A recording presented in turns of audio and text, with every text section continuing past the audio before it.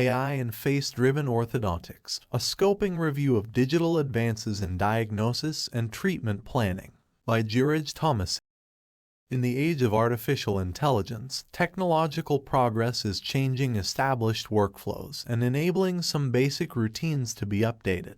In dentistry, the patient's face is a crucial part of treatment planning, although it has always been difficult to grasp in an analytical way. This review highlights the current digital advances that, thanks to AI tools, allow us to implement facial features beyond symmetry and proportionality and incorporate facial analysis into diagnosis and treatment planning in orthodontics. A Scopus literature search was conducted to identify the topics with the greatest research potential within digital orthodontics over the last 5 years. The most researched and cited topic was artificial intelligence and its applications in orthodontics. Apart from automated 2D or 3D cephalometric analysis, AI finds its application in facial analysis, decision-making algorithms, as well as in the evaluation of treatment progress and retention. Together with AI, other digital advances are shaping the face of today's orthodontics. Without any doubts, the era of old orthodontics is at its end, and modern, face-driven orthodontics is on the way to becoming a reality in modern orthodontic practices.